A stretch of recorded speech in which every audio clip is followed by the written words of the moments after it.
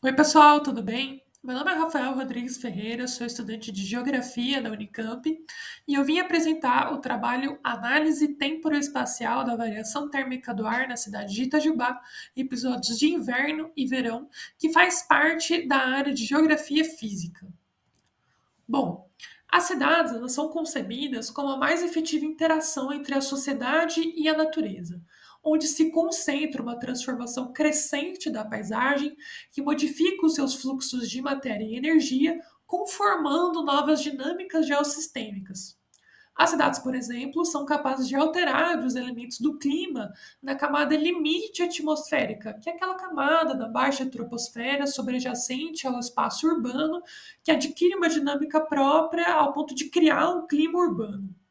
Tem-se observado o aquecimento das áreas urbanas, né, formando um campo térmico sobre a cidade que se compartimenta em uma complexa estrutura térmica espacial intraurbana. Nesse sentido, o objetivo dessa pesquisa foi analisar a variação temporoespacial da temperatura do ar na cidade de Itajubá.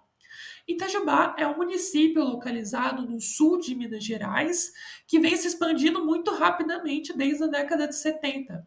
E já existem evidências de alterações nos seus parâmetros climáticos, né, o que nos fez sugerir que existe uma probabilidade de alterações térmicas também se evidenciarem na cidade.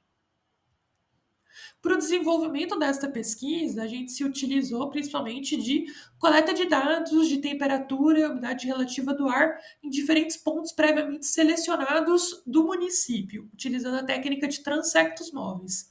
E tudo isso se desenvolveu em 5 etapas metodológicas que estão indicadas aí nas cores de azul. Então, a primeira etapa envolveu a construção dos equipamentos de mensuração e o planejamento dos trajetos, onde foram situados 48 pontos de coleta de dados. Em seguida, as coletas de dados em si, que ocorreram em 4 dias de julho de 2022 e 4 dias de dezembro de 2023.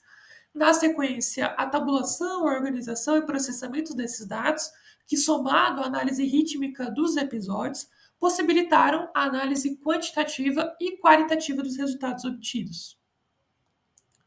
Então, foi observado que o controle regional exercido pelas diferentes condições sinóticas atuantes geraram padrões diferenciados de intensidade e distribuição da temperatura do ar na cidade.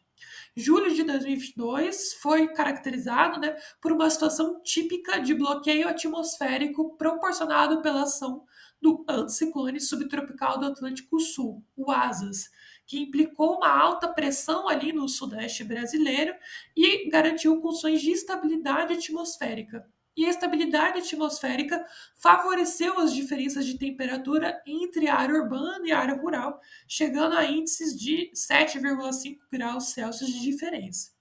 Agora, dezembro de 2023 se caracterizou por uma sucessão de 4 frentes frias que trouxeram condições de instabilidade atmosférica para o sudeste brasileiro e diminuíram a variação térmica entre área urbana e rural, chegando ao valor de 1,4 graus de diferença térmica.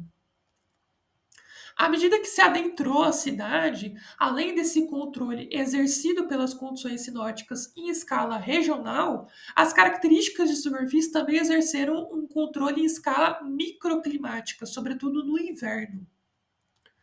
As cartas isotermas permitem visualizar melhor esse processo.